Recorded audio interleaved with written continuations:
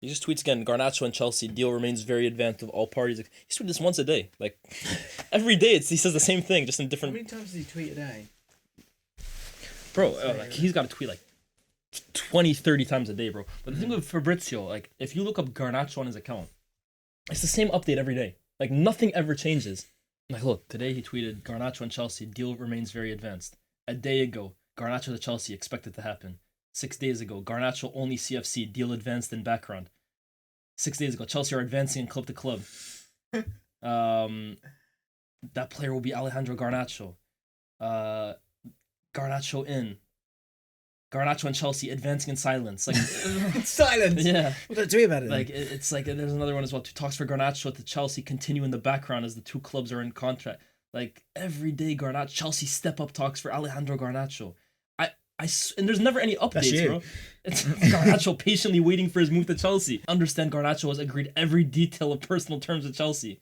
Every day it's a new Garnacho. I'm like, let's talk about it then. So Fabrizio seems and you know with him, he loves his special words. A special offer for Garnacho, or like a very important offer. That's the one he loves to say. Like, what? Here's a question. Yeah. What's Romano got to do to like fall off? Because I was going to say that, like, so he's going, it's happening. Like, if that doesn't happen, like, how much does that hurt his reputation?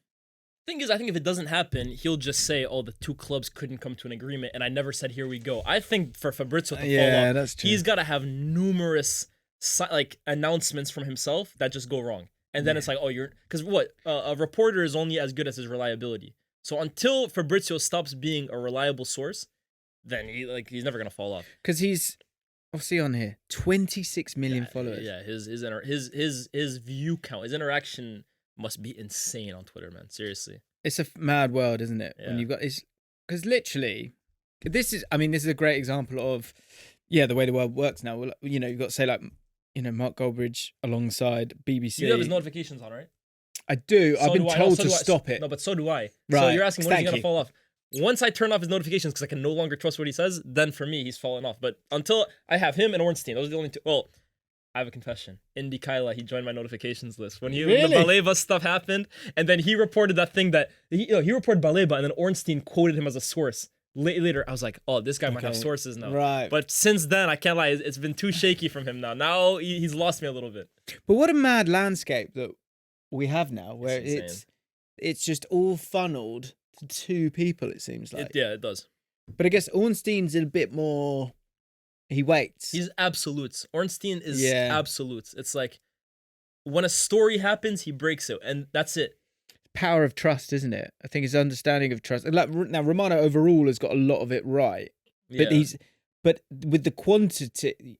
You're getting it right, but he's getting a much higher percentage wrong. But also, wrong, I think Fabrizio... And he's annoying I almost people, feel isn't like he, he's more sometimes? of an aggregator of transfer news these days. Like, I see, like, Pletigol will put out a statement, and then 2 minutes later, he'll say, this is happening, reported by Pletigol. And I'm like, well, Pletigol just tweeted it himself. Like, you're almost, like, compiling it together yourself. Curating. Yeah, exactly. He's, like, summarizing it. Like, oh, in case you don't follow Pletigol, this is what he just reported.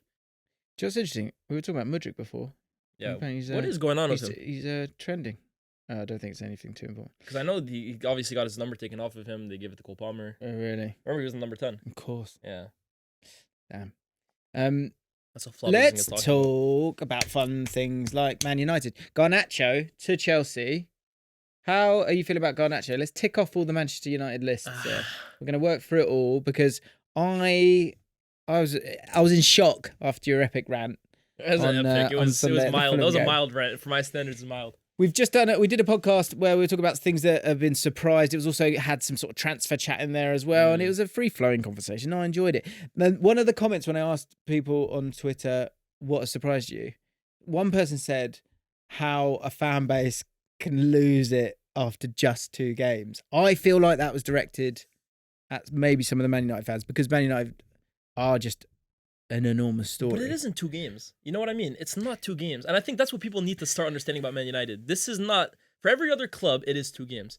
But for us, it feels like we're on the clock with Amorim, right? Like, this isn't 2 games. It's 32 games. Or that's what it's a continuation of last season into this year. But so I would disagree with that, because I would go, you Man United fans, surely you have to draw a line at the end of the season and go, new season, and we have to kind of keep that at bay. Easier said than done. Totally get it. But after 2 games, like after the Fulham game, points per match, you're in a better position than you were after the first game. What, like, yeah, okay, I get it. Yeah, but, right? Yeah, but like, 100%. I just don't think it's helpful. I don't think it's helpful for you guys to use last season's stats. No, the stats, the stats is different. But in terms of, I made a video at the start of the season, my top 5 managers under the most pressure to perform this season. I had Arteta at number 2, and I had Amorim at number 1. Yep. I don't think there's a manager under more pressure in the game right now than Ruben Amorim. And I'm sorry, yes, we draw a line off last season, but also he's under pressure because last season was so traumatically bad. And there's a lot of pressure for him to show in the first few games that, okay, last season was just he didn't have his players, so they didn't understand the system. If anything, a big thing he kept saying last season is, I don't have enough time on the training ground. I don't have enough time training this team in the system. He had the entire summer, the entire preseason. Yeah, and I think as fans, if there's any other manager, right? If it was a new manager, okay, that's a different thing. But with him, it's like, okay, all the excuses are out the window now. You have lost probably all credit in the bank, and people gave him a lot of credit in the bank. Any other manager that finishes 15th and wins 7 out of 28 Premier League games is probably out the window. Yeah. I think we've been pretty lenient with him, if I'm being honest. I get that. So now I think going into the season, it's like, we gave you all of last season. But have you given it? But I wouldn't say you have given him it if you don't keep a bit calmer now. I think if we hadn't given it to him, we would have been like Amorim out at the end of the season. I think the fact that so many Man United fans were able to kind of look at the situation and say, we'll give him another year after last season happened, showed we gave him a lot of grace, man. I think we did. No. But now I think the expectation from most of the fans is, you've had that grace, you've brought in new players, let's see something different. And that's why I think a lot of the fan base, to be fair, James, wasn't mad when we lost to Arsenal. I think the reaction was actually quite positive, even though we lost. So it isn't a case of like, we have to win every single game. I think we just want to see progress. And Arsenal showed us a little bit of progress. But then with Fulham, it was completely reversed back to last season. That was a game I saw 20, 30 times last year. And I think that's the frustrating bit. Yeah. I get that. And look, but I think this is the thing I was intrigued about, is that, like, especially after 2 games, I'm surprised by the reaction. I'll be honest. Really? I'm surprised by the reaction in the sense of, and I'm not directing this like, you and Cams have been pretty consistent. You're not feeling. No, but I'm with Amorim. Cam has been very adamant. He said it before the Europa League final. I think we should fire this guy regardless of the result. I've been consistent with Amorim. I think every manager needs signings, especially when you're completely changing the system up. For me, all of last season, I said, let's give him the start next year, for sure. The Europa League was very alarming, but I still didn't really waver on that. But with me, it was all about, you have to start the next season strong. I don't want to see now that the start of the season, 10 games in, we're floundering in like 11th.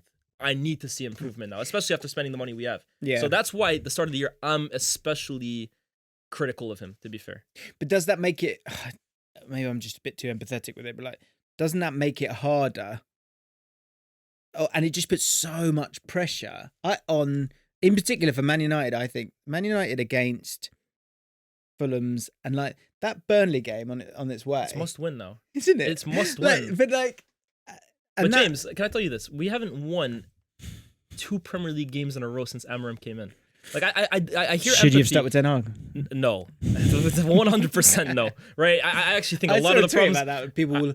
But I will never not fight for this man. He got us 2 titles. Ten Hag, he's the best manager we've had since I'll tell you what, I think he's the most destructive manager we've had since Sir Alex. I don't think he's the worst, but I think in terms of whose actions have caused more long-term pain for Man United, in terms of signings he made, players he let go, the culture around the club that he started to build, I don't think anyone has pulled Man United back more than he did. And I think a lot of the problems Amorim inherited were because of Ten Hag. So I don't want to hear anything about Ten Hag. But we haven't won back-to-back Premier League games under Ruben Amorim. So when I see Fulham away and Burnley at home on the calendar, I start licking my lips. I'm like, this is an opportunity. Yeah. Like and I look at Fulham as well too. We're talking, Fulham haven't made a single signing this season. They're the only team not to buy a player this summer. I look at their team. I'm looking at Lukic. I'm looking at Castagna. I'm like, this is beatable. And then the second half, I'm hearing Marco Silva come out and say, yeah, we knew how they were going to play. That's concerning for me, man. Mate, but like, Of course every team knows how every other team's going to play. But it's easier. Okay, we know how they're going to play, but to nullify it and actually act on it the way Fulham did, knowing how they want to play and stopping it's a totally different thing. And that's a fair point. I agree. Yeah. I just think it's such a pressure cooker. It's wild. Of so course. the sort of loving a loss of the Arsenal game, like that's kind of driven by a calmer expectation of like, look, it's Arsenal. They're really good, and we should have won that. And game. it is like the and way it's we just played. one It was game, surprising. We can let that go. Yes, we can let 100%. that go.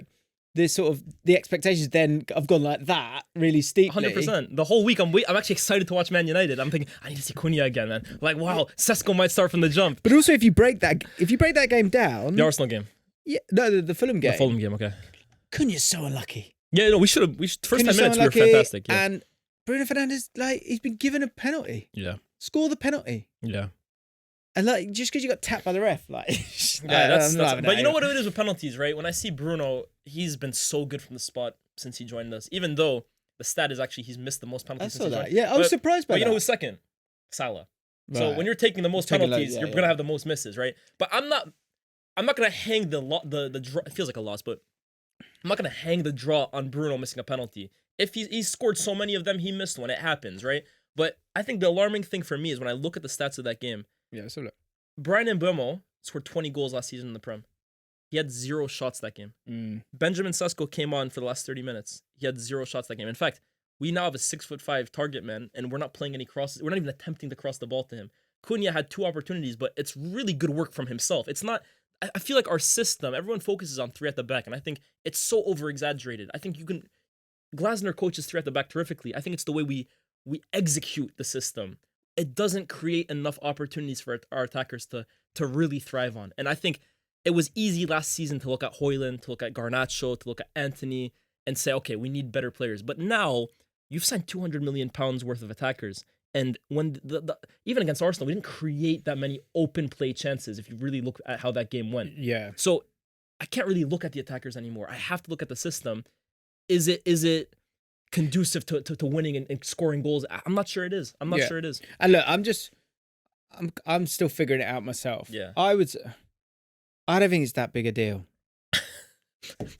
That makes me feel a lot better. I don't, but I also agree with you. It's mad that I'm not stupid. Like, I know that you just got to beat Burnley. Bro, if we don't beat Burnley, all of a sudden you're understanding where I'm coming from, right? Yeah. And so it's like, we spoke about You know this who in we the play last after pod. Burnley, by the way? It's tough, isn't it? City away, and then Yeah. Chelsea at home. Yeah. And then 3 games later, Liverpool away. Yeah. So yeah, and that's kind of back to what we were talking about with Arsenal. Like, everyone's hammering Arsenal last week, but they got the win. And then they play Leeds and they win that. All of a sudden they've got six points. I think there's only a couple of teams with 6 points, right? Yeah. So it is about. That's why I think with Man United right now more than anything else, because everyone, regardless of performances, will just shut up if you win. Of course, yeah. And I think I hope he understands that, because I think he went, once I put Seshko in this team, we got to cook. Yeah, Like, we need to be good. Yeah. Because to your point, like the 200 million thing, look, you would like to see it all just go plonk, Sure. off you go, Sure. right? But it isn't a full 90 minutes, right? Mm. And so I think he went, look, when I put him in, that's it now. Like, my excuses are totally gone. So I think he went, look, we played all right last week. I think we might be able to get away with it this week. Yeah. And let's play Mount. Let's do what we kind of did last week. And yeah, for 20 minutes it worked. And then after that, it was, it went back and forth, didn't it? I don't think it did go. I think the second half, it didn't go back and forth whatsoever. I think we had the Yeah, goal, no, which is, did it go down as an own goal or is it Lenny Yoro's goal? I thought it was I going think down. it went down as an own goal. Right. Yeah. And then we had the chance from Maguire off a set piece. But outside of that, James, we didn't create a chance in the second Yeah, you half. probably We didn't right. create an open play chance at all in the second half. You did wane a little bit, and the subs were Bizarre, slightly man. He confusing. keeps on bringing 4 defenders onto the pitch. I keep Yeah. seeing Ugarte come on. Every time Maguire's I see it. like, he's That's your his plan guy B. to win it. But that's his only plan B. His only plan B is put Maguire up front, basically, and lump balls up to him. But I look at that team, so because I think it's okay to suspend judgment, because when you draw a line, and look, anyone who listens to this podcast, they know that I said this last year. It's like when you bring in Amorim at that time, Because I think I made a prediction last year of like, don't get rid of Ten Hag this season, like regardless of how bad it gets, because whenever that next guy comes in, you're kind of taking that chunk of goodwill. I agree. And you're kind of burning it. I would have fired Ten Same Hag. with Potter. I would have. I think the right time to hire Ten Hag was in the summer to at least give a new manager the chance to come in and start something fresh himself. I think the minute we extended Ten Hag and then we fired him halfway through the season, the next manager was always going to have to be like pick up the pieces, right? Because if you look at the 100%. Thomas Frank thing, I think Thomas Frank's a sensational manager. And actually, what's amazing there, he was actually my favorite to replace Ten Hag last season. Yeah. Because you can see what there's a mistake in that because you can see that very similar principles. Well, the principles that he had that made Brentford so great, he's literally just like ingrained that into Spurs. But Daniel Levy was brave enough to go, and I thought it felt cruel at the time, but I think I spoke to Ben Bowman here a couple of weeks ago, and he was like, it was correct. Well, Ange, 100%. Yeah. I love Ange, but and we kind of knew that, but you all got lost in the sauce a little bit, I think. But Thomas Frank had that summer, and then there's the fresh start, and then he gets that first win, and it all like Amorim kind of coming in and trying to figure it out. Yeah, I think that's really made him struggle this way around because it puts so much pressure on these games. Yeah. And so right away, if Amorim had started in the summer, you'd gone 2 games. Well, he's only had 2 games. But don't you think? Because I completely understand. So you should draw a line. I think you almost need to be delusional in the sense of no, wait, just everyone wait. That's why. So then how long do you give him? I think you give him. Well, see, this is the thing as well. You're gonna say you give him 10 games and go, look, I've given him 10 games. That's the end of it. Of this season. Forget last season. Forget it. Yeah. Like, wash it away. Okay. So you give him those 10 games. And you go, it's not working. Are you gonna sack him then? So you sack him and you bring someone in, you're doing the same thing again. No, yeah, but hold on. First and foremost, if he goes 10 games and we're still looking at like 11th or 12th, then you have to look back at the line you crossed and said, okay, now we have a huge sample size of about 40 games where with two very different sets of context. But it's the same system. So it's your problem in the system then. And again, let me stress this. It's not the formation. There's a difference between the formation and the system. How you set your team up, the formation, that's just the players on the pitch. How they play in the game, that's your setup, that's your system. Yeah.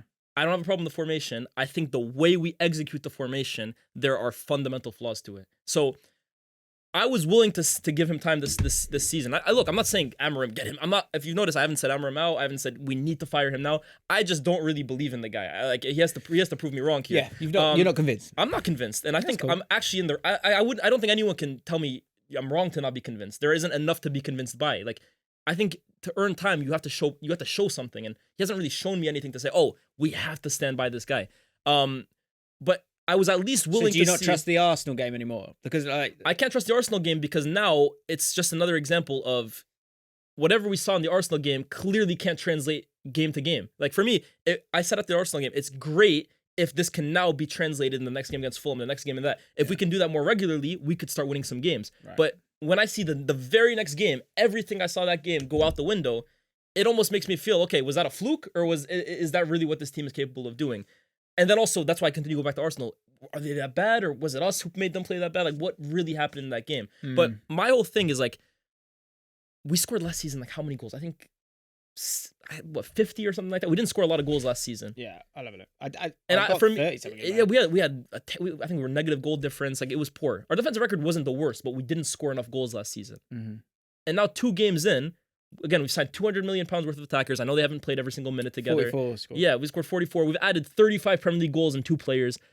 And I'm looking at them, and they're not getting chances on goal anymore. So players that know how to score goals in this league, all of a sudden our system look less threatening. And that I'm sorry, I can't look at Cunha and Mbemo and say these are bad players. I think there's a problem with the way we're playing football. I don't think it's it's 100% on the players anymore. So the other opportunity for you to wait with it would be, in my opinion, see what Sesko looks like when he comes in. Man, yeah, absolutely. Because for me, I watched that first game, and I think already you see the sort of growth within the game. I spoke about it in my video of, like, Cunha was playing up front, and everyone, you could see that whole Man United team was going, we give it to Bruno because you give it to Bruno, or you give it to Dorgu because he's high and wide, or we give it to Mbeumo because he's high and, he's up there. the man that was available throughout the game It's Cunha. was Cunha. Yeah. And that moment when he gets it and turns, like that's that, that's that sparkle that you need that can like break a game, right? Well, you have to platform that spark, and that's the thing. So I just don't think we platform our best attackers well I don't enough. think you've done that yet, but I think like if you asked 1,000 Man United fans, like here's the squad, what's your team? Yeah. Mason, it's not Cunha's not up front through the middle. No. That's gonna, like in that first 20 minutes, then fine. He was willing to make that run, cool. But I said this as well. Like, in the first game, it's like, if Mount's playing well, is that enough for him to start, or do you need to be ruthless and go, I get Seskio up top, get Cunha over on this left-hand side? Mm-hmm. I really think if you have 6 games where you start, and we talk about Bruno Fernandes. I don't hate Bruno Fernandes in the midfield. I hate it. I absolutely hate it. And I love Bruno. I love him to death. But I hate seeing him play in midfield, man. And a 2, I hate it. I think in a Man United team that's doing well, it can work. But can Man United be a really good team with Bruno in a 2? Let me ask you this: who's the midfielder available on the market, or actually just in general, who you can pluck in and play in a midfield to a Bruno, and you say that's a damn good midfield? He has to be capable of. Because there's a lot of deficiency that come with Bruno the further away you take him away from goal. And to basically subsidize that with a partner, that partner has to be able to do a lot. And I'm even questioning, does he even exist? Do we have to go bring Vieira back from a time machine and put him next to Bruno? Is that what we need? Like, we're talking about Baleba. Which is dangerous as well. Like, I think Baleba's today. Yeah, I think his ceiling is very high. I think today he's a little bit overhyped. I would agree. I love Baleba. I think he's very exciting. Yeah, but again, we're talking about bringing him in for that amount of money and putting him next to Bruno Fernandes. Am I confident that all of a sudden Man United's midfield is transformed? I'm absolutely not. No, I'm not. No. I think you do have a lot of energy with Bruno Fernandes there, and I think a Man United team in that system that's playing really well, I think can live with Bruno in it. It's the guy next to him's got to have some legs. Yeah, but he's got to have legs. But that's the thing of an Amorim midfielder. He's got to have legs. He's got to be really good on the half turn. He's got to be really progressive. You need Gravenberg. We need Vieira. I'm telling you, we need to go bring Patrick Vieira back in the time machine. I was thinking now, like, I guess it's a different system, and that is the problem with the 3. Here's another thing too, by the way, the midfield. We're the only team in England's top flight that does not play through our midfield. The way we build up. We completely avoid it, like the plague. Everything either goes down the wings, or it's directly over the top to our center forward. We do not play through our midfield whatsoever. Currently, but again, I don't think you've seen. I don't know if it's a currently thing, James. That's where I think we differ in opinion. I really think by design, that's what Amorim's system is meant to do. I think I think the way you're putting those, Delit stepping in front and having that there, I think that can open up triangles to allow you to maybe come wide initially and then go in there. They went to Euro a lot of the time and did it that way. I just think that, I think if you're a team that's got the ball and has a bit of control, which comes to the point of, don't play long too often. If you've got a team that's got the ball a lot, Bruno deeper, that's great. Because he's someone who he doesn't really want to drive with the ball. No. It's the pass. Yeah. So that's why, again, I go, if you get Bruno in those areas, he can hit Seško. But he can also get it to Matheus Cunha where he wants to be. Yeah. And at the moment, Mason Mount is standing where Cunha wants to be. Yeah. And Cunha, he wants to drive with the ball. Mm-hmm. So in terms of those profiles, once you've got the ball, having Bruno there, I don't think you need to give up on it just yet. But don't you think Bruno should be the player receiving it in those areas that Cunha's getting it? Like, you know what I mean? Like, Bruno, for me, the closer you get him to goal, where he can turn and all of a sudden he's got wingers on either side, and he's close to goal, he can run out. Like, I think that's when Bruno's at his best. For me, Bruno being the guy supplying the bullets to other guys to get closer to goal, I'm like, is that really utilizing Bruno to his best strength? The guy's he's arguably the best chance creator in the league. Yeah. And you're pushing him like, that doesn't really make sense to me. I can't lie. But the thing, again, in terms of if you have to play in transition, you can, because you've got Cunha, you can then play to Mbeumo. Because that was the thing, that once you got Cunha there and he could drive with the ball, it means Mbeumo can be higher up the pitch. Yeah. And Mbeumo in the first half got the ball a lot, but he got it deeper. I like those two in those positions. Don't get me twisted. For me, it's like now Bruno almost feels a little. But if I gave you, and look, this is the problem with the market maybe, and the money that Man United have got to do it, and that's why they were looking at Baleba. if I gave you Gravenberch Yeah. and you put him with Bruno Fernandes, Yeah. then I think you'd control the ball better. Yeah. And then in time, Bruno can, because you're confident, a bit like Declan Rice for Arsenal, Declan Rice can start there and then trot up and go higher up the pitch. So you then get both versions of Bruno Fernandes, but you've also got, can you get in the ball if it is in transition at the right place where he can get it with space and drive? That's I hear you. But that midfielder next to Bruno then has to be like, you have to find someone super athletic, very comfortable on the ball. And I just think those kinds of midfielders, that's a diamond. Like Liverpool, I think, found an opportunity with Gravenberch because he was out of favor. But those kinds of midfielders at the top of their game, I mean, you're paying. No, I agree with you. Yeah. I agree with you. And I think that is, but my point is that I'm not totally sure Bruno's the problem. I think it's the guy next to Bruno that's the problem. I personally think even if we get someone next to Bruno, like you're still looking at it. Again, I'm not even blaming these players. I just think the way the midfield is set up, I still think we're going to really struggle. Whoever's really, I think quality always will make things look better, right? If you have Baleba there instead of Casemiro, or you have Camavinga there instead of Casemiro, we look a better team because he picks up the ball, he's more comfortable on it, he's more athletic, etc. Of course, but I still think the flaws in this system will still remain. We'll just have better players trying to kind of cover the scars of it.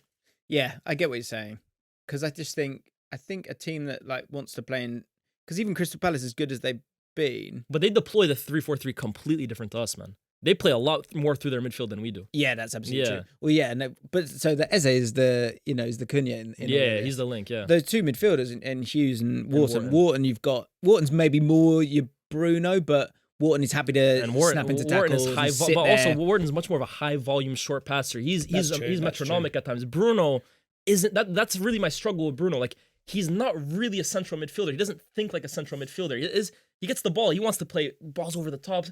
But sometimes you just need someone next to him. But that's the thing. You need someone next to him who's comfortable on the ball, keeping it ticking, high volume. But then also he needs to be super athletic, win his duels. That's why I'm saying that kind of midfielder. Where is he? What does he look like? Does he even exist? Yeah, I mean, I'm struggling to pluck a name out. But like that's definitely. I mean, Ugarte. Maybe. How do you feel about Ugarte? Don't get me started on that guy, man. Seriously. I mean, he's got the energy. It's maybe not got the passing ability. If you really want to crash out, you ask me about Ugarte, man. Mate, we said it like when he signed. It was one of those conversations we were talking about in the last pod. We could just glaze another transfer if we want to do that, but I was like, I don't want to do that, and I don't. And he's not. I didn't like the signing. He's not press proof. No. So like when we spoke about it, like, look, he will get around the pitch and he'll make tackles, and that's all great. But there is a problem here.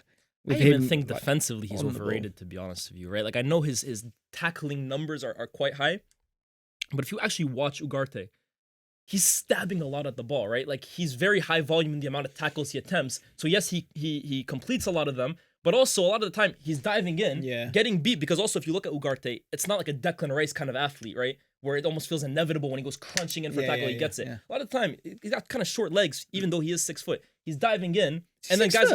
He is 6 foot, but he doesn't look 6 foot. You know what I mean? Because his legs aren't that long. Right. And he'll try to tackle. He doesn't win it, and then all of a sudden he's getting bypassed, and then our midfield is completely open. Yeah.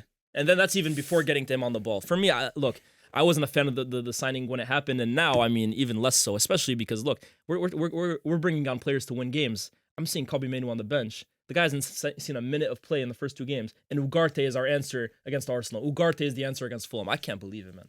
I can't believe it, seriously. But I mean, and that's where I think you have got a point when it comes to the system as a whole, because, like, let's stay with that midfield. Let's say midfield 2. Let's talk about the team that won the league last year, Liverpool. Yeah. Gravenberch, like we've just spoken about here. Like, if you put him with Bruno Fernandes, let me change it. If you take McAllister out, and put Bruno Fernandes where McAllister was, and put him in that Liverpool team, I mean. Like maybe it won't work as well, right? Yeah. And Liverpool and Man United fans are vomiting right now. But my point is, in terms of like overall profile, and you can mold players to go, look, can you just play a bit shorter here or there, or like whatever it might be.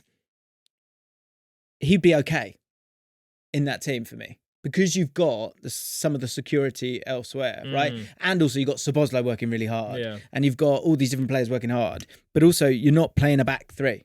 Yeah. So, but I think also it looks a little different because Liverpool, you got 3 in midfield as well too, man. Like you have security behind you. With Bruno, it's not like at United, he has security behind him in defensive midfielder. He's alongside someone in a deep 2.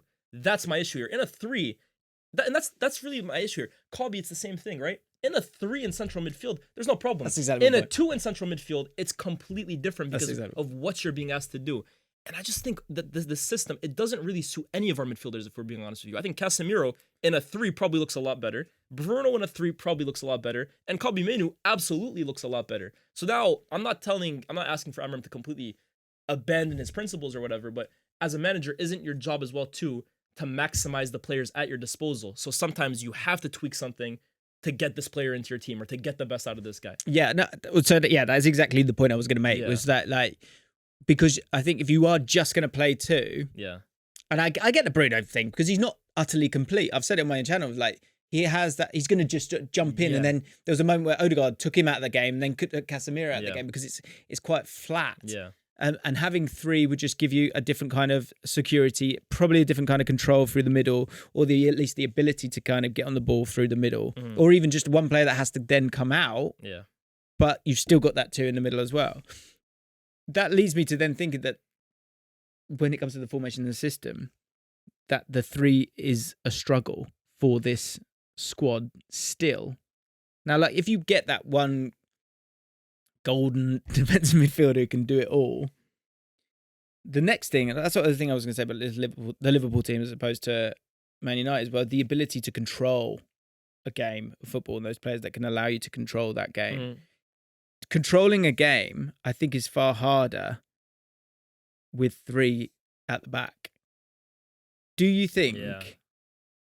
So before we get to you're gonna control it in a different way. You know how people say you can control a game from a defensive point of view. You're gonna control it in a different way, but in terms of like your traditional being the dominant side in possession, I would agree. I would agree. So we'll get on to would Amorim ever do it? Would a back 4 work better? Like, could you see a back 4 work for Man United? Yeah. Because the one thing, like, one guy for me is a shining star in this team is Lenny Yoro. It's unbelievable, man. He's insanely good. So good, bro. Honestly, people like he's so good, man. So previously there was this idea of, 2 centre backs are just getting done here. Like Yoro's, I think he's like, you could play 2. You could play De Ligt and Yoro easily, of course. Yeah, of course you could. Yeah. And you could play, Dorgu or Shaw on that left side. And Delo is an out-and-out right back. I don't get Delo. I don't understand it. I'm not a huge fan of it. But I guess the problem then is Diallo. Yeah. Like, where are you putting him now? Where are you putting him? So like the sort of movement of that, of going, look, this 3's not totally working. We need to get another guy into midfield. But I honestly, like, for me, how do you feel about that? It's really not about the 3 for me, man. I really don't hate 3-4-3, 3-5-2. Like, I watched Inzaghi's Inter the last 3 or 4 seasons. They were sensational. They were such a good team. They had like they were unbelievable in build up. But it's the way the system is deployed. I look at Glasner's Palace. They're brilliant. I look at Leverkusen and Alonso. They're brilliant. It's the 3-4-3. I think people are getting too sucked into the idea that it's 3 defenders. I think it's more so the way Amorim wants to play out of possession, in possession, how we build up. Those are problems. But you can be a great team playing 3 at the back. I don't subscribe to the notion that it's the formation per se. I think it's the way he's deploying it. This whole De Ligt steps into midfield. That worked once with a bounce pass kind of thing that he's trying to do. Teams will figure that out very, very quickly. It's De Ligt. We're not talking about Lisandro Martinez here, man. I love De Ligt. Great defender. Yeah. He's a relatively basic player on the ball. That's going to get figured out very, very soon. I think that this whole idea of going long, it can work, especially if your center forward is 6'5", but how sustainable is that if every time you're going long, you're relying on a lot of knockdowns or you win the second ball? I really think it's more so a case of the way we're playing in the formation rather than the formation itself. Yeah, okay. Even though I definitely agree in midfield, every one of our midfielders suits a 4-back system more than a 3. Yeah, because I think, like, when you're talking about those this under Inzaghi, the great team there. Yeah. And even like we were talking about Palace there as well. Wharton is someone who just come and get it. Yeah. Like, I think that's the one thing I get it and I kind of like it, but I also agree with you. It probably will get figured out at some point because you kind of know, as much as De Ligt is going and standing there, are they really ever going to play it to him? Probably not. No. But the idea of that is getting Bruno kind of further away from the ball. Yeah. And that's the problem. Casemiro is never going to come and get and it. then the He way doesn't we defend in like the way we out of possession, it just I look at the stills sometimes and I'm like, this is nasty, man. This is nasty. Like, But like those Inter Milan teams, they're like, you had Brozovic or you had Çalhanoğlu Bastoni, what's his name? Barella, of course. Yeah. They would just kind of come and get it. Let me fix it. I think as well too, the wing backs is such an important factor to the three at the back. And when I look at who Amorim has chosen to be his wing backs in the system, Ahmad and Dorgu, I like both of them to varying degrees, right? I like them, but it's not elite. Let's call it what it is. Dorgu is a nice player. He's not elite, and Ahmad is a winger, being deployed as a. By the way, Ahmad, he never crosses the ball. Never. I think that's something that he needs to add to his game. But again, like if those are your wing backs, that's what you're living and dying by. Again, I think your ceiling as a team is fairly limited, man. So if you step into this, if you like 10 games are gone, it's not working with Amorim. He's not going to change. He's too blunt. He's too stubborn. The thing is, I really he's like gone. it. Liège is the new manager of Man United. Yeah, he's got it. Sign there, mate. Put this to contract. Let him sign it. What would you, your first game, what would you do? I think I would probably, with the squad that we would have, I would switch to a 4. We like Garnacho. Come here, mate. Hey.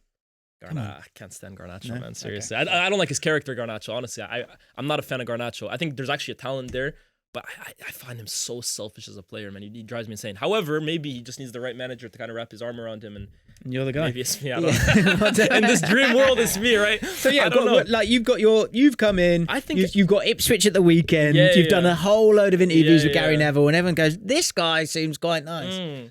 I think there's a team. I think there's a team right there. You go 4-2-3-1 or something like that. You got Casemiro and I'm bringing Mainoo back into the team. I'm sorry, 0 minutes in 2 games is disgrace. I can't believe that. Surely you look at that, even playing devil's advocate here, right? My thing was, I know everyone wants to transition. I want a midfielder that's going to own the ball. Yeah, same. Yeah, and I find that a bit mad. Yeah, at times. But I think there's a squad here, right? Something's happening. You know what I mean? Like something is happening. I look at the squad. I'm like, we are getting better. We're adding better players. I like a lot of them. Like, there's definitely holes for sure. I think midfield, anyone needs to address it, right? But I think there's something there to work for for the next manager to come into. And I think you would look at Mbeumo, Cunha, Sesko, Bruno, Kobbie Mainoo. Those are fascinating players for a manager to come and take over. And I think, let's say we get Iraola, for example, right? You look at that team of Casemiro and Mainoo maybe in a 2. Mm-hmm. You have Cunha on the left, Bruno in the middle, Mbeumo up front, Sesko up top, Ahmad off the bench. All of a sudden, that sounds pretty good, right? That could work. Now, look, Casemiro, I think definitely needs to be replaced down the line, right? I would love it if it was Baleba and Kobbie instead, but all of a sudden, I think players are a bit better profiled in that system. I think there's better fits in each one. And that's where I would probably go for whoever takes over. Yeah. And in terms, let's forget who you could get. Yeah. Right. If you could literally just pick a player, and in particular, I'm kind of thinking when you're thinking that midfield under Amorim, a player that I would bring into this team. Yeah, let's do that first. Let's do that. It's almost like Sky Sports asked me. I said it's almost like Sky Sports asked us at the weekend. Not like, oh, come on, that wouldn't happen. Like you're in dreamland here.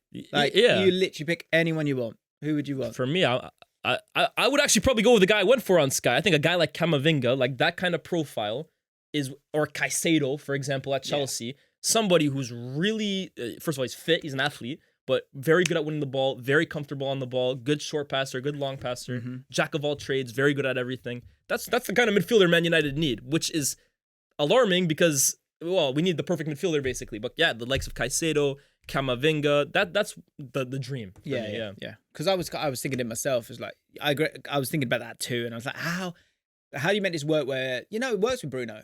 It's like you say that in terms of Football Manager, you have like the different talents. Like you need someone who's like that to subsidize, like you say. Yeah. Obviously, like Declan Rice was like Rice, of course. Rice would be the dream, right? Yeah. I even look at someone like Amadou Onana at Villa. I think he has all the tools, physical and technical, to fit maybe into Kamara that. actually would be. I love Boubacar Kamara. Really good player. I look at both of those. I think in a 2 they would be quite good because they can cover ground, good on the ball as well too, good carrying forward as well.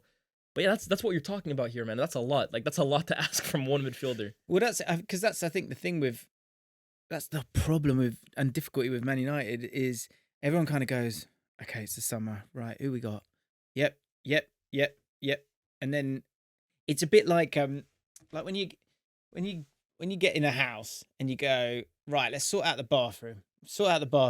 Yeah. Now the living room looks shit because the Yeah. bathroom Yeah, looks good, and you're kind of always looking for that next piece. Like that's where you come back But to you know what it Amorim is? and you You're go talking about- make those but pieces you're- look better. You're like, asking, I love this house analogy because I always use it in football, right? You're talking about furniture, right?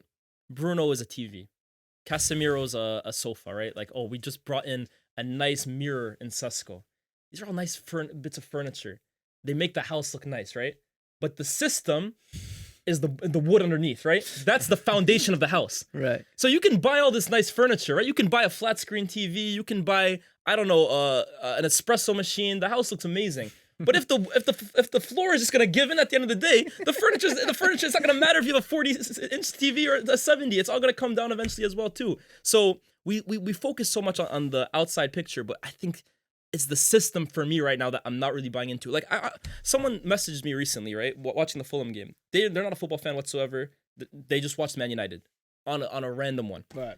The first thing they messaged me after the game was, "You guys are really slow. Like, you guys, why are you so slow?" And I found that fascinating because even someone who knows nothing about football watches Man United and identifies from the jump on the ball when we're trying to progress the ball to the pitch. We move like a snail. It goes from Euro to De Ligt to Shaw to Dorgu, back to Euro. Euro looks up. Okay, let's try going long to Cesco. It's so pedestrian, man. Like, and then I look at Liverpool at the weekend. I look at Arsenal and the way they kind of go from back to front. And they're so confident in what they're doing. Everything is one touch, two touch. They know the system back to front. With us, it's been months now trying to figure this out. And yeah, we can talk about the attackers, but Euro's been here in the system for 6 months. De Ligt, Dorgu, Ahmad, and I still feel like they're confused. I still feel like they don't really understand what's meant to happen. Yeah, I know what you mean. And because it then gets to a point where, okay, you want these players to get it in these areas. You need, as a team, you need to like, and it does keep coming back to that central area, doesn't it? Because you kind of I want Bruno to get it and punch it through. Like when you talk about it slow, I think it kind of probably means that, because it's like you say, you can go outside a block as much as you want, but it's that pass through into the block. Like that's going to be the. We never play into the midfield. If you notice, I'm telling you, but when you actually watch us, like I really just pay attention to it. We never play through midfield. Oftentimes, what'll end up happening is it rotates across the back three, and then it eventually gets into the feet of Ahmad or Dorgu. But the problem is, then they're glued to the touchline. They're glued to it. So they receive it. There's a fullback coming at them now from this side. So it's not like they can open up and go. Someone's coming in. Their only real option is to go back because the midfield is never available because there's two of them and they're just being marked by the other team. Yeah. So often, or inside, which is a dangerous path. 100%. So it always just ends up going backwards. That's my issue here. Like, the option is never go to Bruno or go to Casemiro because that's not the way the system is designed. And that's why, for me, you can bring in Baleba. But if the goal of the system is to end up just going long or play through the wings, you can sign whoever you want in midfield, man. We're not playing through them. But does that mean, but that does come back to the three then a little bit then? Because you're taking a player out of the ability to play through because that matters right now for Man United, because it seems like you're not going to get that, that perfect guy is just going to stand in the middle and get on the ball. Yeah. So that's a personnel thing over a system thing. Regardless if you got regardless of who's there, if you're going to play two. So you're saying if Wharton played for Man United, for example, we would play through the middle a lot more, you think? Yeah. I mean, I think, look. Well, we'll see. I guess that's hopefully in the next week, Man United get a midfielder across the line because I think it has to happen. Like Wharton, Wharton's a great shot. Like, say if you get Wharton, I think arguably, like for if all you the talk Wharton, about, then you could play Mainoo. I think you could play Mainoo with Wharton. Yeah, but then because I think Wharton is actually very underrated defensively. On the scale of I'm a 10 yeah. to I'm a 6. Yeah. Wharton's a nice balance. I think, but Mainoo's here. Yeah, Bruno's there. Yeah, Wharton's a little bit more. Yeah. Great podcasting. We're close you see to that 6. exclusively on He's a 6.6. Like when Mainoo's like an 8.7, Bruno's like a 9.2. yeah. This is not ratings out of 10. This is just like closer to a 6 or an 8. Yeah. Oh man. What do you make of that? What do you make of that Kobe situation? Honestly, like when you see that.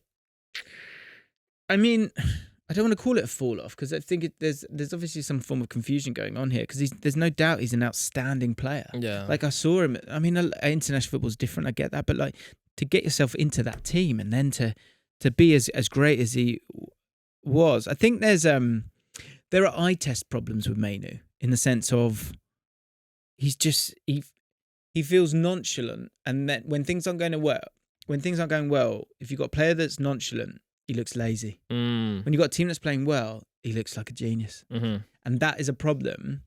That body language issue is going to be a problem that will follow him around, I think, because I think he's naturally quite nonchalant. So with Bruno, for example, he's not fiery temper. And we were talking about with Gabriel Saliba. Again, for a team that's great, when you've got Gabriel who's a barker, it's like, oh, he's really aggressive, so he can't be as good as Saliba. It's like Rio and Vidic. Exactly. Yeah, exactly that. And so I think in midfield, in a team that's not functional, he looks like it feels more glaring. You know what I think with Kobe as well too, right? I think a lot of people look when they think of midfielders, what does he specialize at, right? Is he a destroyer? Is he a controller of the game? Is he a creator? Kobe doesn't really specialize at any of that. But what I always think of when I think of Kobe, like what could he potentially become? Like what is the dreams? I look at what Ilkay Gundogan was for City, because I don't think Gundogan was, to be fair, he really made a knack of scoring big goals, but he's not really someone that controls the game. Yeah. He's not really someone that's putting the final pass. He doesn't destroy, but he's just like the balancer in that midfield three. Yeah, the other guy. Yeah, and I think for England that was perfect, right? Because you had Jude who could kind of do the final third work. Rice is the ball winner, and Kobe just keeps things ticking for the most part. Yeah. But when you're playing it too, and you're looking for someone, like I said, this midfielder, this dream midfielder for Amorim has to be able to break up play, and he has to be able to carry the ball forward, and he has to be high volume. Kobe's not any of that. So that's where I think you struggle to see a role for him the way we're currently set up. But I just think when you have the midfielders you do who aren't lighting up the world anyways, and then you have a talent like that you know he's good, you know he can do things. But to your point, just adjust a little for him. But like say that Euros, right? Yeah. Why did he look so good? Because the setup was perfect for him. But he had Declan Rice, he's like an the players I describe as like, I'll get it. He's He's like, I'll get it. He's like the insurance policy. He's wonderful in that sense. Both like he'll come and get on the ball, but he eats the ground, doesn't he? From that point of view. Yeah. But what mainly did quite nicely was like he went, oh, I'm going to come over here. Yeah, I'll have it. Yeah. And that's really nice.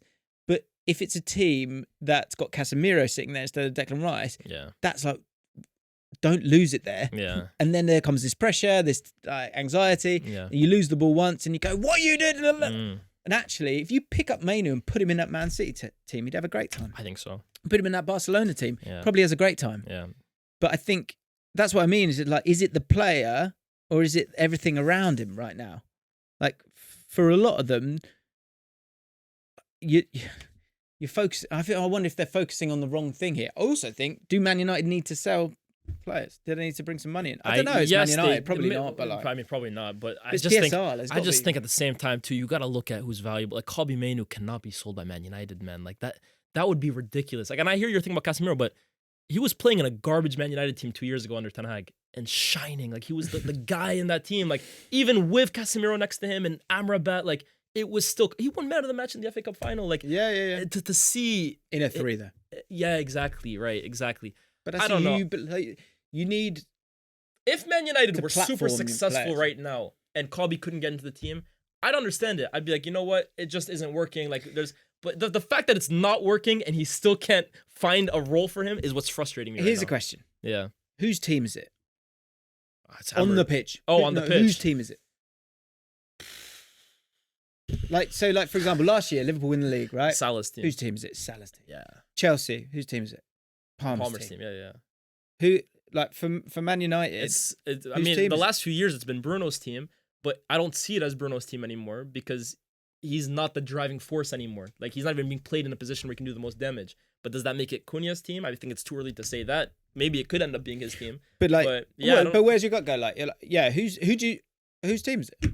Whose team do you want it to be? The first 2 games, I think it's been Cunha's team. Right. So let's to explore that. If it is Cunha's team, how do you create the world that works best for him? First of all, get Sesko in the bloody team. Yeah. Get him someone he can play off of. Don't look. You need plan A, plan B, plan C. I get that, but maybe it is one where that's the problem you have. Is you can't drop Bruno. because yeah. What was it? But do you know what, the maybe the exit here. Because if it is Cunha's team, right? Just to explore that for a second. If you're going to still play this way, that's it. Also, if you're going, this is the problem. There's multiple questions here. If it's Cunha's team, do you need to sell Bruno to get the money to allow you to play, to get you that defensive midfielder, Declan Rice, whoever that might be? He's the elephant in the room, man. I'm telling you, Bruno Fernandes right now, I love him to death. I hope anyone listening to this does not think I'm one of those guys who just lambast Bruno. I think over the last 5 years, he's kept us from obscurity, seriously. Yeah. But the minute we signed Mbeumo and Cunha as our 2 number 10s, for me, Bruno became disposable, seriously. Because I'm sorry, playing in the 8, Bruno is not like the superior player. Like, there are many players we could get to do a better job as a deeper 8 than Bruno Fernandes. Copy Mainoo. Possibly. Possibly, yeah, absolutely. Why not? I don't look at Bruno anymore as indispensable if he's playing as an 8. No, I don't. I think numerous teams have better 8s than Bruno Fernandes. Who's a better 8? Adam Morton or Bruno Fernandes as in a 2? Adam Morton. I would. Yeah, I would definitely say both sides of the ball. So now I think we're looking at Bruno, and he's the captain. He's our biggest name. He's the best player over the last few years.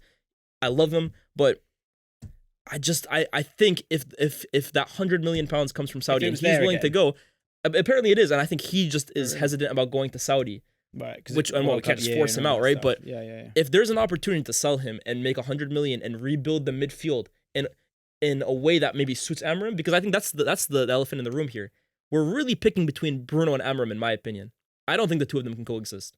I think if you truly believe in Amorim, you got to rebuild that midfield, and I don't think that rebuild includes Bruno Fernandes. That's where I stand on it. Well, it feels like you've go back to a 3 and Bruno is a big player for you again. But look, back to the house analogy, it feels like we've done the bathroom, we've done the living room, and we've done the bedroom. Yeah, we haven't got enough money for the kitchen. Yeah, and because I think you could still have a really good season. But there's going to be games which not either you get a bit of confidence and it gets going, then you control the game and then it all starts clicking. And Bruno, Burnley is such a big game from that point of view. And you could have done with Burnley losing to Sunderland, couldn't you? Yeah. But they're ahead of us in the table, man. They're ahead of us in the table right now. Yeah. But if between now and the end of the window you can get, and again we've not really said an available guy. Yeah. Get that guy to help you to facilitate the defensive inadequacies of Casemiro. By the way, if they lose to Burnley, I hope you know we're going back in for Baleba. I will bet anything you want. If we lose to Burnley, the alarm bells start going off. We go to Brighton with our hands behind our back and saying, "How much do you want?" I think it happens. Yeah. Well, look, like QPR lost 7-1. Yeah. And you brought that one guy back. Yeah, I see that. We bought 3. We haven't bought 3 in bloody ages. You can see the difference there. It's like when we lost Brentford 4-0 and then Casemiro came in like a few days later. Get Scott McTominay back. So we'll finish with this because I did want to talk about the bomb squad. Okay. Well, there's an interesting point made by someone. Is it called Talk of the Devils? And they were saying how this is Laurie Whitwell and Karlenka. The idea of the bomb squad. The problem with that. The one good thing is we're being ruthless. They're gone. The bad thing is that no one's going to make a bid until the last few days because you're going to try and get the price down. Of course. For me, you said they're gone. They're not really gone. They're just out of sight, out of mind, right? But they're still employed by the club. We're still paying them every single week. I think it was Karlenka said, could you not have said, no, Malacia is part of our plans? Cam is not a fan of how that's been dealt with because it's one thing saying, okay, we don't want them ruining the culture or whatever, even though Malacia, what has he done to ruin the culture, the poor guy? But it's not really doing us any favors. Their value is just sinking every single day. So we're asking Chelsea right now for £50 million for a player we've clearly said we don't want anymore. Well, that kills any leverage we kind of have in the situation, right? Yeah, people said, someone saying Manchester United have come out and said will not be held to ransom by members of the bomb squad. Amorim has come out as well too and said anyone we don't sell, they'll be welcomed back into the team. But I mean, can you welcome someone back in the team that you exiled for 3 months? Yeah, I guess maybe you're for their career in a World Cup year that could be. Oh yeah, the funniest is when Garnacho comes out and says there's reports saying Garnacho will refuse to play for Man United again if he stays. I bet you will. Yeah, I bet you will on your $40K a week contract. So I tell you what, let's do keep, loan, sell. Right, keep got loan, 4 sell. players here. You got to keep 2 of them: Anthony, Sancho, Garnacho, and Tyrell Malacia. You got to keep 2. You can only loan 1. You got to sell 1. I think it should be keep Go on. Loan, sell. I think 2 of them got to go. All right. Keeping fine. 2 of them is I'll like... let you let. Go on, Okay, you get rid keep, of loan, 2. sell. So who do you wanna sell? Sancho. We need to get that out of there. Seriously. Like, Sancho... And honestly, I'm a little disappointed. I'm not disappointed because I understand football is a business, and we gave him a contract that he is fully worthy of honoring, right? He's being paid a lot of money, and he's under no pressure. The other side of the Isak thing, isn't it? Yeah, 100%. I'm a firm believer. Like, when Casemiro comes out and the reports say, oh, he's happy where he's at, I don't blame him, right? If I was on 300K a week, just living life in Manchester, I'd stay as well too, man. Mate, I chatted to it's a bit name drop. I chatted to Wayne Rooney like a couple of weeks ago, and we were talking about like the European football, like no European football, and he said not winning the Europa League was actually a good thing. I don't agree. And he says the reason for that is that when you get into Europe, you get bonus. Ah, okay. I understand. So he said, then we've got these guys on these kind of wages, yeah, and they're on big wages already. If they'd won the Europa League, they would have been in the Champions League. They would have got a bonus for that. To get rid of them, it would have been even harder. Yeah. Which I thought was really interesting. That's okay. That's an interesting point of view, to be fair. Yeah, I can hear it from that point of view. But yeah, Sancho, I mean, saying that, you're still here. Yeah, it's a load of work that's done for us. I think Sancho has to go, man, for everyone's sake. He is moving extremely difficult, and again, I don't blame him. If I was making that kind of money as well too, why would I be under any pressure? The Man United fans want him to take less money to go somewhere else. Why? We gave him the contract. Like, he's under no pressure to all of a sudden just throw that money away. But I think I would like to see him go somewhere else. He's still relatively young. I would hate for him to just run down his contract at United, and like, at that point, it almost feels like football as a career is second choice for him. So I think they need to just get rid of that. They need to get him out of the building. Seriously. Yeah. Pretend it didn't happen. It's mad, that, isn't it? Like, it's crazy, bro. I was talking about this the other day with people about things that like saying the examples in 2015. If you'd said to me, no one will work 5 days at the office. Yeah. I'd be going, what? Yeah. Insane. What do you mean? Yeah. If you said to me, Jadon Sancho's come, he's just signed for Man United, it's going to be an absolute flop, and it's going to be an absolute disaster. Yeah, in 5 years, they're literally going to strip him of his shirt number. He's not going to be part of the squad, and he's basically just gonna, like, yeah, I would have been like, impossible, man. Like, that's the worst. That's the worst case scenario. Like, you think of a signing, there's risk, and there's like, what could happen, what's not going to happen. That's like the furthest possibility when we signed Jadon Sancho. Things move so they can get insane. so ugly, can't they? I mean, I remember it was 2019 or so. ESPN every year they release their like top 100 under 21 players. It was number 1 Mbappe, number 2 Jadon Sancho. I believe that. And you look at him now, it's crazy. I mean, we in this world of GA, right? Wait, he was hitting 20 goals, 20 assists every single season. Yeah. Incredible. It shows you got I think because with all these like wonder kids that come through now, I see them as sort of sections, and there's that first section. Can you keep that going? Mm-hmm. Like, that's easier said than done, because there's a lot of players. Forget about can you even grow and grow? Can you just at least maintain your level? Yeah. He just wasn't able to, man. Because we all just assume we're so stupid. We all just think it's constantly going to be like that forever. It's like, what are you on about? The thing with Sancho as well too, right? In Germany, he was so known for how many times he used to get in the box and create shot-creating actions, and now I've never seen a player less effective around the box. Like, he is the least effective player close to goal. Do you know, I still like, and this is way too optimistic considering the last sentence I just said. I keep thinking, I'd love to see him at Palace. No, I just think the Prem doesn't suit him, man. Seriously. I think he was okay at Dortmund when he came back for 6 months, even though he never hit the heights he did a few years back. But remember, he destroyed Nuno Mendes in the Champions League. And you look at what Nuno Mendes has gone on to do, that's not bad. Yeah. But yeah, I just think the Prem is just...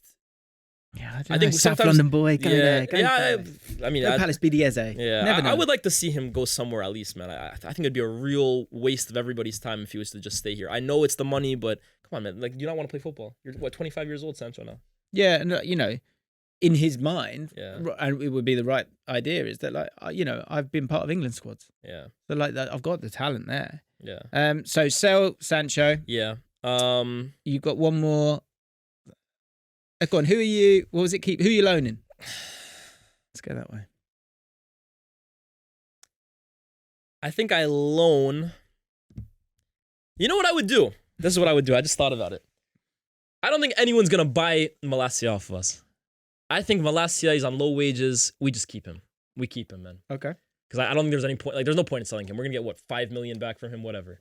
I think I sell Antony because I think Antony's value got to a place last season at Betis where I'd be shocked if it goes any higher. Like, I think we're playing with fire again if we loan him out, hope he continues getting even better and get more. Yeah. Just take what you can get and run. What's his, transfer market, they always go a bit low, but I'd be intrigued to know what his market value is right now. Where are we? Market value 35 mil. That's euros. You know what? Take it and run. Take it and run. Take it and run. Take it and run. I think when he joined Betis, it was probably about 5. So we've made some progress there. Take it and run. Yeah. I think Garnacho right now is at a place. If you see his graph, it's basically gone like that when he signed for United. And then it just plummeted down. It's gone back up. Where was it right before Betis? Yeah. 20. There you go. So we made 15 million progress, right? Take it and run. Great spin. Yeah, like we can get greedy and hope for another loan. I would take it and run. Whereas I think Garnacho right now, his value is really low. And it's low because of the way we've treated him. It's low because of his form over the last 6 months.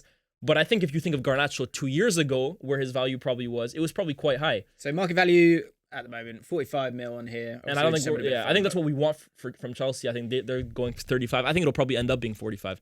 But imagine Man United go loan with an option to buy for like 60 million. And he goes to Chelsea on loan and he does really well to the point that they're like, oh yeah, we need to keep him for another year. They would pay 60 million for him for his age and everything, and I'm sure PSR because he's homegrown, it'll all work out well for them. I think they would pay 60 million. So I think right now Garnacho, his value has room to grow. So I would loan him and hope that it continues growing. Whereas Anthony, I think this is the best you're going to get, man. Anything more than that, you're being greedy. I think that's the correct answer. That's what I do, man. Yeah. That's what I do. That's why you're the new manager or the next manager of Manchester United. I'm excited. Come here, Kobe. Let me wrap my arm. Mate, thank you, man. Good to see you, bro. Thanks for therapy, man. Seriously, got yeah, a lot man. off my chest. It was a bit of a session, wasn't it? And I went from Bruno can play in that double pivot to go sell him. By the end, didn't it? That's what this is what dialogue is. This is what I do. Right, let's know your thoughts in the comments. Before you do, let me ask you this, because you played a lot of devil's advocate here, and I respect it. Right, that's the job of a podcast host as well too. In your heart of hearts, how do you see this ending with Amorim? Or not even in 10 games, where do you see Man United under Amorim? Truthfully, now. I think it's not. Do you know what? If I'm not that disheartened, I think you'll lose games. Where did you have us finishing, by the way? I think I had you I had us 9th. 7th or something. I had us 9th. Something like that. I can't remember now. What I'm fascinated by is like, will Seshko wilt? Or will he? Because in those 2 games so far, like, he's not really run through him, and he's not started the whole game, so you've got to take a breath. But like, it's not been outrageously great. I don't think he's even had. Bro, he hasn't had one opportunity on goal yet. If anything, he's held up the ball quite well. I think the problem you got is let's just look at the fixtures quickly. That's tough, man. It's tough. Yeah, that is, and more than any other team, it's so much harder than you guys. Yeah. So Grimsby, then Burnley should win them. The Burnley one, like, is harder than you think. If we lose, you got to be so up for that. If we don't beat Burnley, the tide will shift, man. The tide will definitely shift. Yeah, we have to win against Burnley. Palace. Oh no, sorry, wrong side. Man City, Chelsea, Brentford, Sunderland, Liverpool. So it's. I think it's a tough opening set of fixtures. Like, there's no doubt about that. And again, I think something I wanted to talk to you about. We never got to it really. It was like this is a good league. Yeah, like, yeah, and for even myself, I think I had this sort of like, well, Chelsea will get 85 points and Liverpool get 90 points and Jim, what are you on about? Like, this is a tough league. I think it's win a game. I think it's less tough than last season, though. I think the middle of the pack teams have weakened a lot. Oh, I think so. I think they've lost. Like, Wolves now, all of a sudden, are a lot worse without Aït-Nouri and Cunha. I think Brentford are a lot worse without Mbeumo, Norgard, Wissa, Tom Frank. I think 3 promoted teams are better. That is but I think they're better also because the others. I don't think they are better than the sides that just went down. I think the teams like Brentford, like Wolves, like West Ham are a lot closer to being at their level because I think they've all weakened. I think that's what's happened. I genuinely believe that. Well, okay, maybe I didn't watch some of the championship teams, but I look at the teams now, like Wolves, West Ham, and Brentford. I think they're weaker than they were last season. Therefore, that's why the promoted teams have more of a chance. I don't really think it's because they're that much superior to Ipswich last season. That's my theory. Yeah, I think last season, for example, the sides like Brighton, the sides like Bournemouth, for example, Bournemouth just lost 4 of their 5 back line. Yeah. Like, I think they're a lot weaker because the Premier League teams above them have poached from them. I still think the floor's. But I still think the floor's higher than what people think. Sure, but I'm just okay. I agree with that. I just think from last season was the most like level Premier League I think I've ever seen. Like every single game was a dogfight, man. Seriously. So I think with Man United, with that really difficult set of fixtures, my gut says that the performances might not even be that bad, but that Man United noise with those games and the not winning of games, which is very likely when you've got Man City and Chelsea, those kind of games, I think it'd be one where you'll be about 10th, but the noise will be that you're awful. I think the best he can hope for is that the truth is, because that's one thing I was actually quite pleased by the fallout from the Arsenal game, because I thought, oh wow, we're in this new like meta world where like you lost the game, you've not even scored a goal, but everyone's like, that was really good. We just honestly, as a United fan, I just want to see progress. I just want to see something like I can how many points? Hope is a dangerous thing. I just want hope. Yeah. But I think the problem is what you want points as well as performances. And I think you might get, I think the best you can hope for is performances and maybe not the points. Or enough points to honestly, really get rid of it all. Like you might, based on this entire conversation, people might think I'm extremely ambitious. Like I need Man United. I'm way too overconfident. Like I demand too much from United. I'm very realistic about this side. I'm not really. I'm not demanding top 4.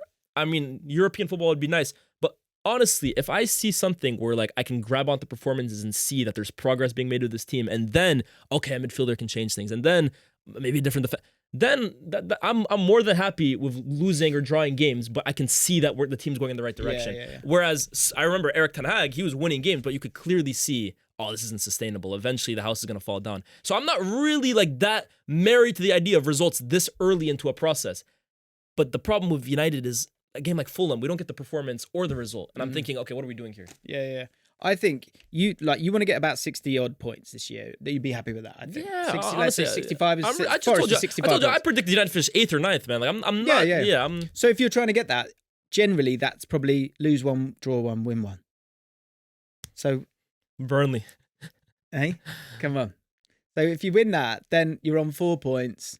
So what's that in 3 years? There's 1 point something. It's probably I'm probably doing my maths wrong, but like you're in that realm. Having said everything I just said, by the way, I'm going to contradict myself a little here, but I actually think against Burnley, it's not enough to win. I actually think United, like if it's a shaky win, I think it's that's not great either. I think against Burnley, you need to react in a way that's like, you want to thump him, or just like a really dominant performance. Because imagine this: we beat Burnley narrowly. Let's say it's not a convincing win, and then we lose to City and Chelsea, and then it's 1 win in 5. But that 1 win was a narrow win against Burnley. Yeah. That's almost worse than I'm telling you, man. You see what I mean? Yeah, that's the thing. All season long is you're going to be battling with the narrative unless you get on top of it. Yes, exactly. But that's my problem. Like when I looked at the first game against Arsenal and then Fulham, I'm like, okay, Fulham, let's win this game. Let's win Burnley. And that's the shape of it. We've got there. Let's build some momentum, right? Let's get ahead of the narrative. And now I feel like we're already falling back. Yeah. Do you know what it is? It's like it's the same with QPR where you're like, just win the first 4 and let me go, oh, we might be good this year. Yeah. It's that oh no moment of fuck's sake. Yeah, we're right back where we started. Yeah. That's why I said same shit, different season. That's what I said in my video, man. Same shit, different season. That's what it feels like right now. Well, look, let's book in an appointment in a couple of months. It's a real therapy session. Right? Okay. What's your schedule look like, JaackMaate? Yeah, mate. What's it like? When do we need to chat? We need to have another chat. I've been 10 games in. 10 games in, and we'll have another look at it. 10 games in. We said goodbye and then we started chatting again. But that's the way we work here. Follow the podcast, please. I'd really appreciate it. Go and subscribe to Liaz's content. He's fantastic, and God, he's on fire. He's consistent. He's watching along. He's doing it all. I'm using a JLA tactics board. He's using a fantastic JLA tactics board. Let's check a link of that into the description as well. Have a great week. We'll speak to you again soon. Thanks again. Speak soon.